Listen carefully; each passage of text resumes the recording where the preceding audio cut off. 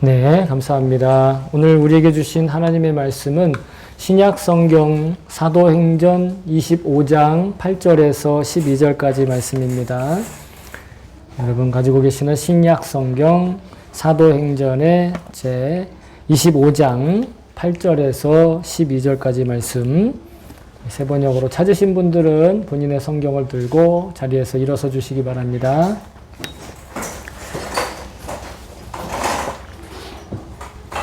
네, 됐나요? 자, 그러면 죄송합니다. 오늘 우리가 같이 한 목소리로 받들어 읽도록 하겠습니다. 시작. 바울은 나는 유대 사람의 율법이나 성전이나 황제에 대하여 아무 죄도 지은 일이 없습니다 하고 말하여 자신을 변호하였다. 그러나 메스도는 유대 사람의 환심을 사고자 하여 바울에게 묻기를 그대는 예루살렘으로 올라가서 이 사건에 대하여 내 앞에서 재판을 받고 싶지 않소? 하였다. 바울이 대답하였다. 나는 지금 황제의 법정에 서 있습니다. 나는 여기서 재판을 받아야 합니다. 각각께서도 잘 아시는 대로 나는 유대 사람에게 조금도 잘못한 것이 없습니다. 만일 내가 나쁜 짓을 저질러서 사형을 받을 만한 무슨 일을 하였으면 죽는 것을 마다하지 않겠습니다. 그러나 나를 고발하는 이 사람들의 고발 내용에 아무런 근거가 없으면 나는 누구도 나를 그들에게 넘겨줄 수 없습니다. 나는 황제에게 상소합니다. 그때 메스도가 배심원들과 합의하고 그대가 황제에게 상소하였으니 황제에게로 갈 것이요 하고 말하였다. 아멘. 주의 말씀 감사합니다. 모두 자리에 앉아주시기 바랍니다. 네, 제가 설교를 위해서 잠깐 기도하도록 하겠습니다. 참 좋으신 하나님, 이 시간 온전히 주님만 바라보고 주님께만 의지하기 원합니다. 성령으로 이미 우리를 하나 되게 하여 주셨으니 말하는 자가 말하여도 듣는 자가 듣는다 하여도 모두가 다 성령으로 하나된 말씀을 말하게 하시고 듣게 하여 주시옵소서. 무엇보다 성령의 불이 지금 이 자리 우리에게 임하여 주옵소서. 그래서 우리 마음이 온전히 불타고 정결하고 거룩하게 주님 앞에 정금과 같이 나오는 그런 시간 될 수 있게 도와 주시옵소서. 인간의 여러 가지 부족한 것들, 말하는 자의 부족한 것들, 듣는 자의 부족한 형편들, 하나님 모두 다 하나님께서 채워주시고 또 세워주시고 하나 되게 하여 주시옵소서. 감사드리며 예수님의 이름으로 기도합니다. 아멘. 아멘. 할렐루야. 주의 이름을 찬송합니다. 아멘. 오늘은 가이사에게 갈 것이라 하는 제목으로 여러분들과 은혜를 나누기를 원합니다. 지난 주일에는요, 우리 이 메스도가 데려와서 재판을 하는데 바울에게 여전히 그 바울을 죽이려고 하는 유대인들의 마음이 변하지 않는다 하는 것을 나누면서 세상의 악한 모습, 죄악된 모습, 부조리하고 불의하고 또 옳지 못한 것은 여전하다. 변하지 않는다라는 것에 대해서 나누었습니다. 그러나 그에 대해서 흔들리거나 낙심하지 않고 절망하지 않고 오히려 소망을 가진, 그래서 자신의 사명과 자신의 본분을 분명하게 지키고 있는 이 바울의 너무도 당당하고 용기 있는 모습에 대해서 함께 나누었습니다. 또 그것을 배울 수 있었습니다. 바울이 그렇게 평정심을 유지할 수 있었던 까닭은 그 바울을 고소하고 고발하고 하려고 둘러싼 유대인들이 가진 증거는 바울을 죽일 수 있을 만한 증거가 되지 못했다라는 것이죠. 근데 여러분, 오늘날 우리에게도 마찬가지라는 겁니다. 아무리 우리가 가지고 있는 이 현실의 부조리함과 불의함과 부정의함이 정말 그런 지식들이, 정보들이 넘쳐나서 내가 내 삶을 유지할 수 힘들 것 같고, 내가 내 삶이 정말 흥황하지 않을 것 같고, 형통하지 않을 것 같고, 오히려 망할 것 같고, 죽을 것 같은 그런 정보들과 지식들이 있지만 여러분 결코 그 지식과 정보가 우리를 죽이지 못한다라는, 우리를 멸망시키지 못한다라는 그런 소망을 가지고, 그런 하나님 나라에 대한 소망과 복음의 약속을 붙들고 바울처럼 담대하게 또 용감하게 하루하루 감사하며 기뻐하며 살아갈 수 있기를, 기쁨과 흐뭇함으로 살아가실 수 있기를 다시 한번 여러분 축복합니다. 러시아에 굉장히 유명한 소설가들이 많이 있어요. 그 중에 톨스토이라고 하는 분이 계십니다. 이 톨스토이라는 분이 참 여러 작품을 남겼는데 제가 가장 인상 깊게 읽었던 단편 소설이 사람은 무엇으로 사는가라는 제목의 소설입니다. 아마 여러분 읽어보신 분도 계시고 내용을 다 아시겠지만, 사람은 무엇으로 사는가에서 그 말하고자 하는 바가 뭐냐면, 사람은 그 안에 담겨져 있는 사랑과 동정심으로 살아간다라는 거예요. 그러니까 사람이 자기의 능력이나 아니면 자기가 가지고 있는 권력이나 아니면 어떤 운명으로 인해서 살아가는 것이 아니라, 사람이 서로에 대한 사랑과 서로에 대한 동정심과 서로를 배려하고 아끼고 또 보살펴 줌으로써 서로가 서로를 살게 한다라는 거예요. 자기 스스로 혼자 설 수 없고. 그런데 그 사랑은요, 하나님으로부터 왔다라는 거예요. 여러분, 톨스토이가요, 러시아 정교회의 크리스천입니다. 기독교인이었어요. 그래서 성경에서 말하는 사랑을 그가 소설로서 이야기를 하는 거예요. 성경에도 요한 사도가 편지를 써서 이렇게 이야기를 하고 있습니다. 하나님이 우리를 사랑하시는 사랑을 우리가 알고 믿었노니 하나님은 사랑이시라. 하나님이 사랑이라는 거예요. 하나님이 사랑으로 가득 찼다, 아니면 하나님이 크시다, 하나님의 사랑이 너무 크시다, 이게 아니라 하나님 존재 자체가 사랑이라는 거예요. 그래서 사랑 안에 거하는 자는 하나님 안에 거하는 거고, 하나님도 그 안에 거하신다. 사랑이 있는 곳에 하나님이 계신다라는. 물론 그는 모태신앙이었기 때문에 그렇게 이야기를 할 수 있었던 것 같아요. 태어나면서부터. 그러므로 여러분, 누군가 사람답고 아름다운 사람으로 살기를 원한다면 자신 안에 주신 그 사랑 안에 머물러 있어야 한다고 좀 믿습니다. 하나님이 우리에게 사랑을 부어주셨어요. 그래서 어떤 사람이 진짜 사람답게 생존하는데, 사랑은 정말 필수적이다. 사람으로서 생존하는데 여러분, 돈도 필요하고 여러 가지 조건도 필요하고 능력도 필요하고 뭐 지식도 필요하겠지만, 사랑이 없으면 아무것도 사람을 생존하게 못한다라는 거예요. 근데 여러분, 잘 생각해 보면 꼭 믿는 사람만 사랑하는 건 아니잖아요. 오히려 믿는 사람인데 사랑이 없는 사람은 있을 수 있죠. 그러니까 믿고 없고 상관없이 사람은요, 원초적으로 뭔가 사랑하기 때문에 생존할 수 있고 생활할 수 있고 살아남을 수 있는 것 같아요. 누군가를 사랑하는 마음으로 살아남든가, 누군가의 사랑으로 인해서 살아남든가. 그래서 만일 생존을 위해 필수적인 그 사랑이 만약에 하나님을 향해 있지 않다면 어떨까 생각을 해봤어요. 하나님을 사랑해야 할 사람이 하나님을 사랑하지 않고 다른 것을 사랑하는데 자기에게 주신 사랑을 남용하고 오용한다. 저는 그때 그 사랑을 남용하는 사랑이고 오용하는 사랑이라 말하고 싶어요. 하나님께서 하나님을 사랑하라고 주신 그 사랑을 그냥 자기의 이기적인 모습이나 자기 중심적인 모습으로 그 사랑을 낭비해버리는, 남용해버리고 오용해버리는, 오염되어버리는 것이죠. 오염된 사랑. 과연 그런 오용되고 남용된 사랑을 가치 있는 사랑이라고 할 수 있을까? 그래서 성경은 우리에게 사랑다운 사랑을 할 수 있도록 하나님이 이미 조치를 취하셨다라는 걸 고백하고 있어요.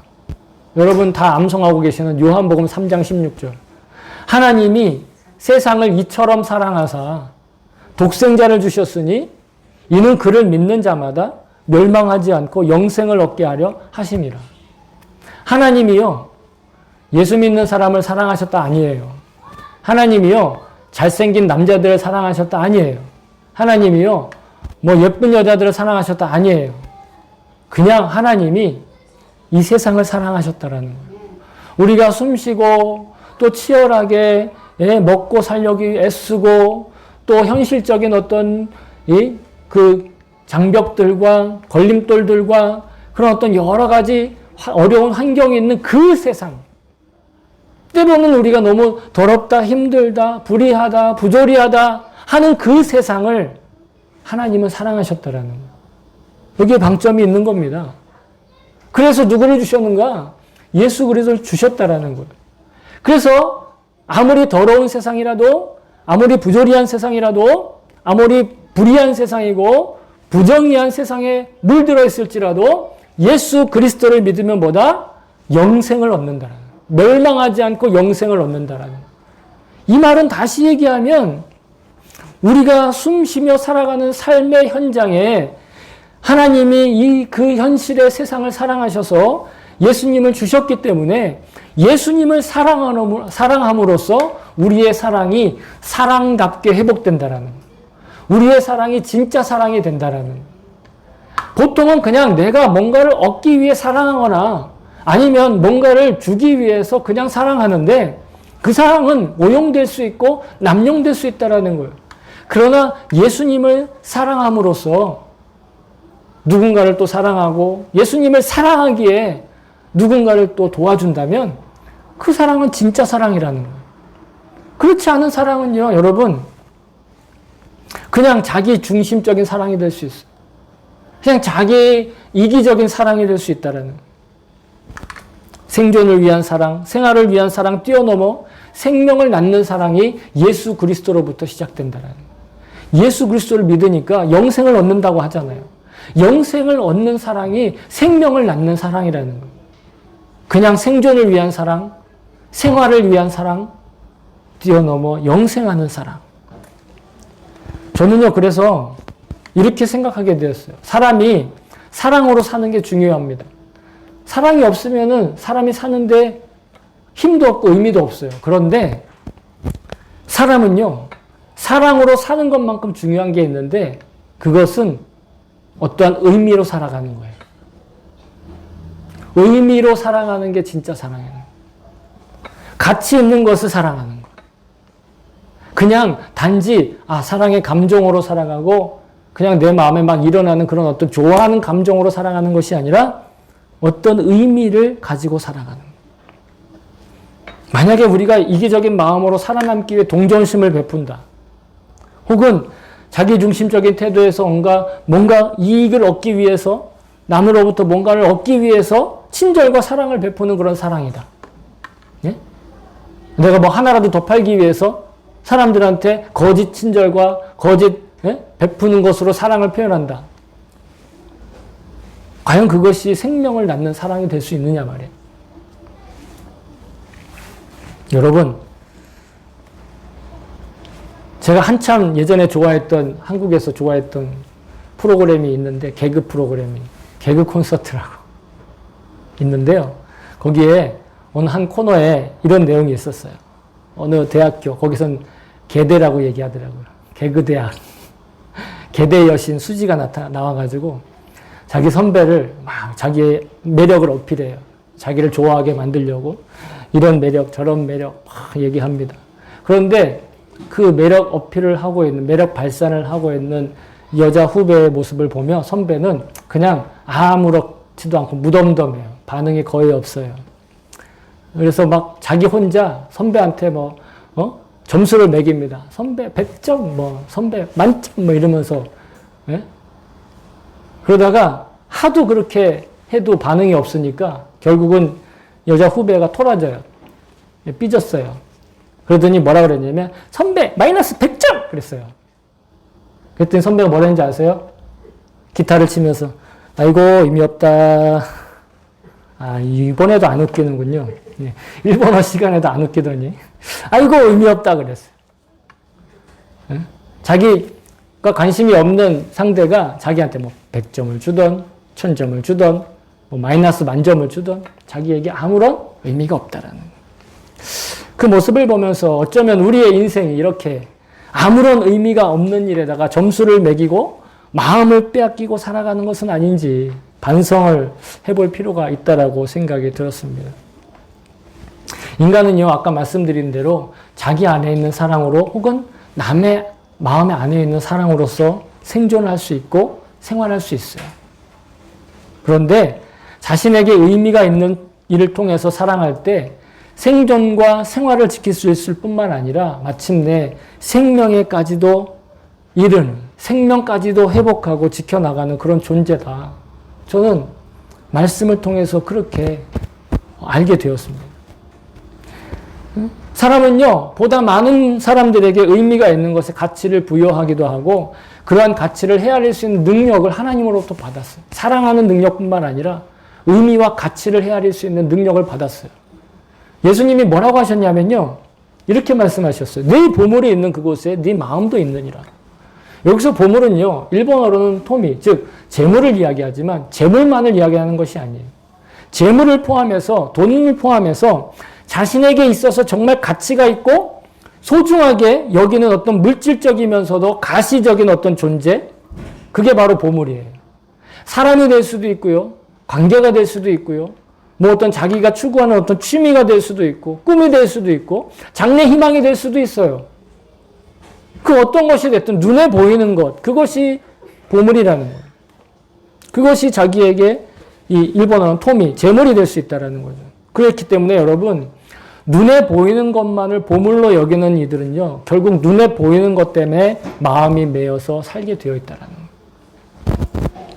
그런데 여러분, 거듭난 이들은요, 눈에 보이지 않지만 존재하는 그 하나님의 나라, 그 하나님의 뜻, 거기에 눈이 열려있는 사람들, 거듭난 사람들, 내가 거듭났다라는 증거가 어디 있느냐? 내가 지금 추구하고, 내가 정말로 추구하고, 바라고, 소망하고, 정말 내 마음 깊은 곳에 담아두고 있는 것이 그저 이 세상 것이 아니라 하나님의 나라다. 하나님의 뜻이 이루어지는 것이다. 하나님 나라에 살아가는 것이다. 아니, 죽어서 가는 천국 말고 이 땅에서도 하나님의 지배를 받는 것, 하나님 말씀의 통치를 받는 것, 여러분, 그것이 하나님의 나라고 그것이 천국이에요. 당연히 우린 죽으면 천국에 가죠. 그런데 지금 만약에 죽어서만 가는 천국이라면 왜 굳이 일주일에 한 번씩 이렇게 나와서 예배드리고 찬양하고 매일매일 주님 바라보고 주님 동행하고 말씀 읽어야 돼요? 죽어서 가는 천국이라면 죽기 직전에 고백하면 되잖아요. 우리는 죽어서 가는 천국을 바라는 사람이 아니라 지금 이곳에서도, 그리고 죽고 나서도 여전히 유효한 하나님의 나라, 하나님의 통치하시는 그 나라, 그게 우리의 소망이라는. 거듭난 사람은요, 그걸 소망해요. 거듭난 사람은 그것을 추구해요. 그것이 가치가 있는 거예요. 하나님 나라가 가치 있는 거예요. 거듭남 사랑에는. 그러니까 예배 오지 말래도 오고, 성경 읽지 말래도 읽고, 기도하지 말라고 해도 기도하는 거예요. 북한에서 믿음 생활하면서 예수 믿지 말라고, 기도하지 말라고, 말씀 보지 말라고 해도 노트에다가 누구한테 성경을 빌려서 그 성경을 베껴 쓰면서 그것도 걸릴까봐 입을 뒤집어 쓰고, 기도도 큰 소리로 못하고 그저 소곤거리는 소리를 이러면서. 왜요? 그가 거듭났기 때문에. 하나님 나라를 구하는 거예요. 여러분, 그렇기 때문에 여러분, 올바른 가치를 분별하고 보다 의미 있는 것을 보는 눈을 갖추는 게 여러분 우리 삶에 절대적으로 중요한 일이다. 저는 그렇게 생각합니다. 근데 이것은 제 개인적인 생각이 아니라 주님이 주신 생각이라고 저는 믿어요. 그러니까 우리는요, 자기 자신뿐만 아니라 자기 가족을 위해서라도, 자기 이웃을 위해서라도, 또한 자기의 자녀들을 위해서라도 보다 가치 있고 보다 의미가 있는 일을 위해서 자기의 삶이라는 그 인생을 정말 그 시간의 기회 안에 사랑하며 살아가는 거, 이거 정말 소중한 일이다. 좀 그렇게 믿습니다. 오늘 바울은요, 자신의 존재 가치와 그 의미에 대해서 뭐라고 얘기하냐면, 복음을 전하는 일을 위해 삶을 사용할 때 가장 지킬 수 있고 그리고 살기로 결정하였다라는 것. 복음을 전하는 일을 위해서 자기의 삶을 지키는 것. 에베소의 성도들한테 편지를 써서 이렇게 얘기했어요. 이 복음을 전하는 일을 위해서, 이 복음을 위하여 그의 능력이 역사하시는 대로 내게 주신 하나님의 은혜의 선물을 따라 내가 일꾼이 되었노라. 그가 일꾼이 되었고 하나님의 은사를 받았는데 무엇을 위해서? 복음을 전하는 일을 위해서. 복음 전하는 일이 그에게 너무도 큰 가치예요. 아니, 절대적인 가치인 거예요. 그래서 바울은요, 이 세속적인 어떠한 일에서는 어떠한 책망이나 어떠한 거리낄 것이 없는 그런 일상생활을 살았다라는 거예요. 그러니까 오늘 본문을 보세요. 바울이 뭐라고 얘기합니까? 나는 유대인에 대해서도 성전에 대해서도 심지어는 황제에 대해서도 전혀 죄 지을 일을 한 일이 없고 거리낄 것이 없다. 당당하게 얘기하고 있어요. 바울이 교만해서 그럴까요? 바울이 오만한 사람이라 그럴까요? 아니요. 그는 그 정도로 세속적이고 현실적인 문제에 대해서는 그 어떤 욕심이나 사심이나 탐욕의 마음을 두지 않았다라는 증거예요. 세속적인 것에 탐욕을 두고 있으면서 사심을 두고 있으면서 혹은 세속적인 것과 관련해서 자신의 그 손익을 다투어 계산하고 있다면 그 여지가 있다면 그는 결코 이렇게 말을 할 수가 없었을 거예요. 조금이라도 걸리는 것이 있었기 때문에. 바울이 조금이라도 사심을 갖고 사역을 감당하고 있었다. 여러분, 바로 들킵니다. 그리고 그 사소한 욕심으로 인해 유대인들이 고발에 걸려들 빌미가 얼마든지 생겼을 수도 있었을 거예요. 하지만 그는 유대인들이 수많은 그 중상모략에도 유죄를 받을 어떤 증거도 유대인들이 갖지 못했다고 그랬잖아요. 왜요?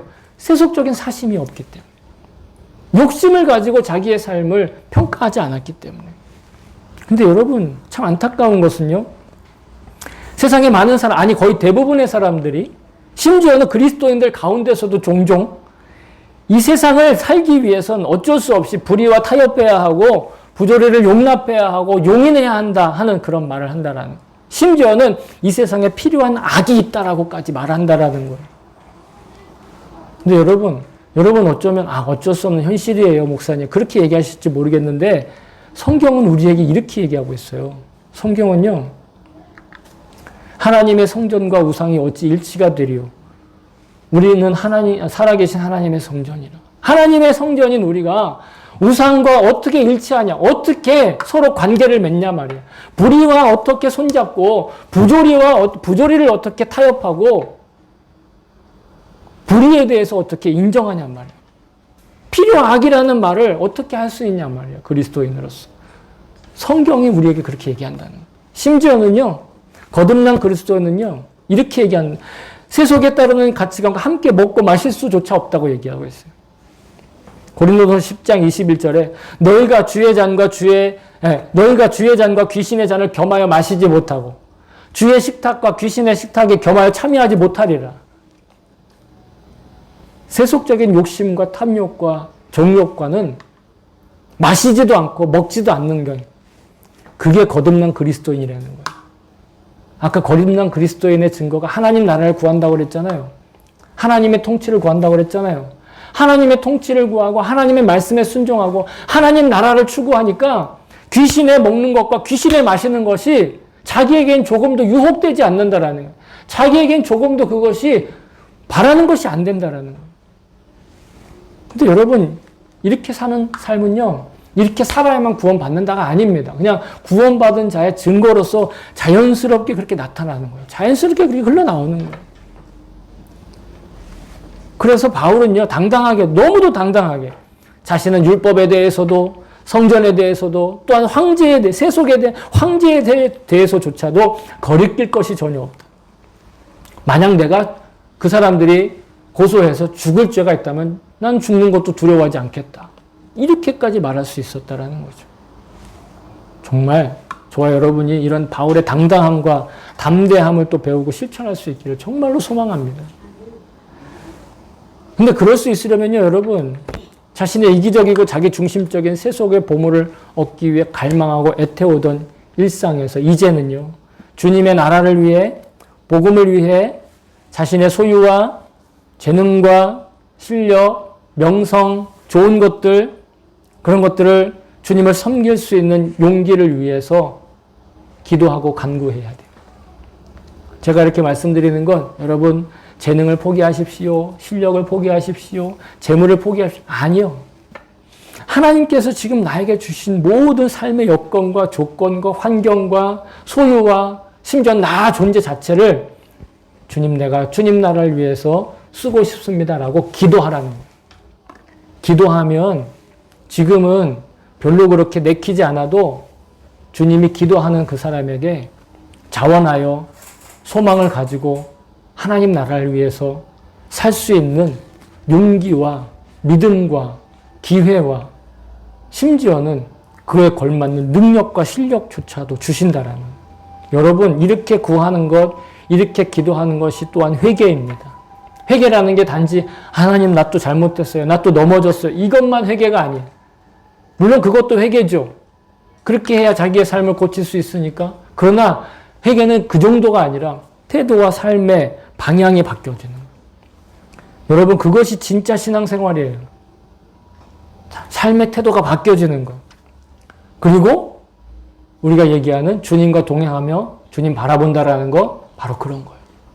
뭐 어떤 사람들은 주님 바라보는 거 왜 주님을 24시간 바라보냐, 주님 스토킹하냐, 예수님 스토킹범이냐 막 이렇게 놀리는데 그게 아니에요. 주님을 바라보고 주님과 동행한다라는 건 주님 나라를 위해서 지금 내게 주어진 모든 것들 다 쏟아붓고 싶다는 마음으로 기도하며 살아가는 거예요. 그렇게 주님을 늘 의식하며 살아가는 거예요.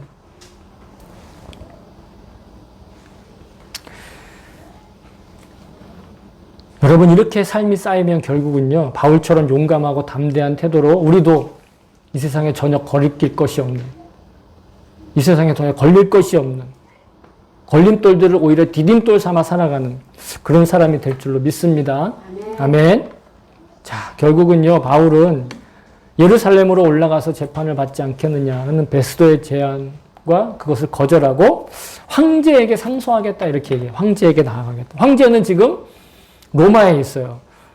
제가 제목은 가이사에게 갈 것이라 이렇게 얘기했는데 이 가이사가 바로 그 카이사르, 즉 황제의 이름으로 따서 개역 성경에는 가이사라고 표현이 되어 있지만 실제로는 로마 황제를 뜻하는 말이에요.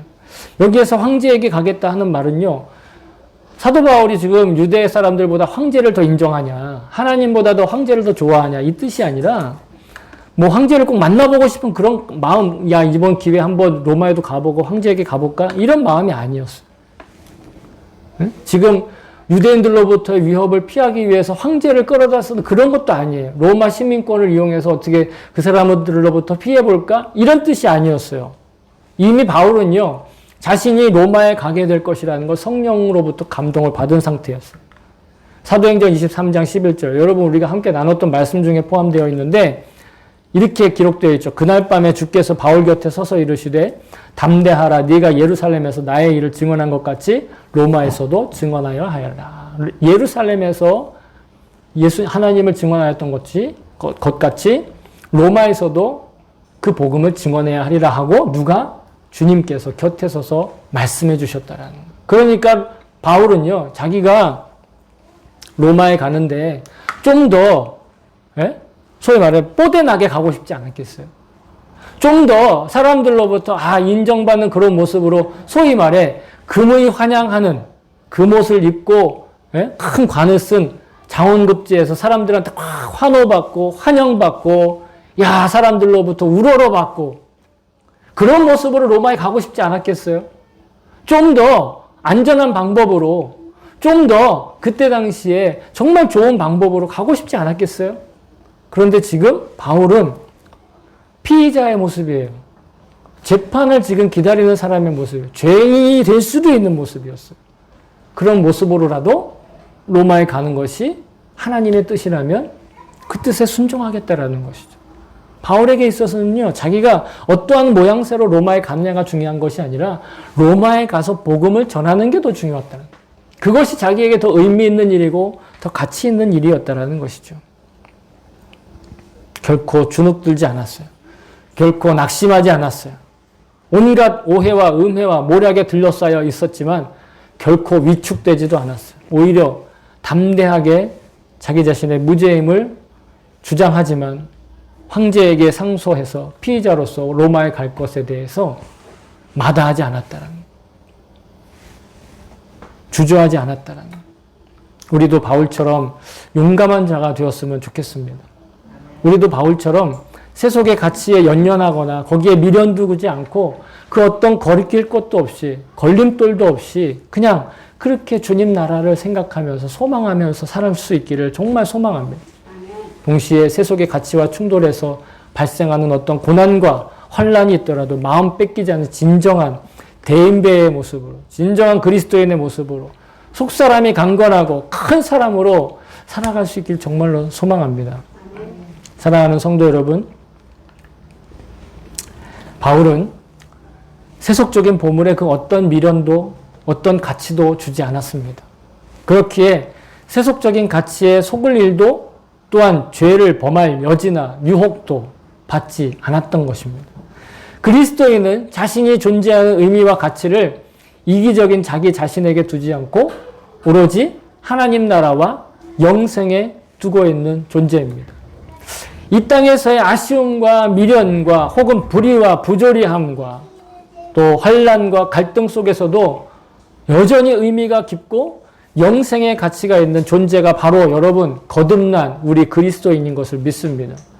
저와 여러분이 영생에 합당한 가치와 의미를 구하고 갈망할 수 있는 마음을 회복하고 그것을 유지할 수 있기를 정말 소망합니다. 그리고 바라기는 자기 육신의 육신의 욕망과 탐욕 그리고 정욕과 재미를 위해서 살던 그 태도와 자세를 회개하고 복음의 약속을 따라 하나님의 말씀과 그 마음에 순종하며 살아가기를 다시 한번 소망합니다. 무가치한 일상으로 삶을 낭비해서는 안 될 것입니다. 오로지 하나님께서 기뻐하시는 영생의 삶을 위해 그것을 위해서 간절히 기도하고 주님의 시선을 항상 의식하고 또 모든 순간에 주님과 손잡고 행복하게 동행하며 살아가실 수 있기를 정말로 주님의 이름으로 다시 한번 여러분 저를 축복합니다. 아멘.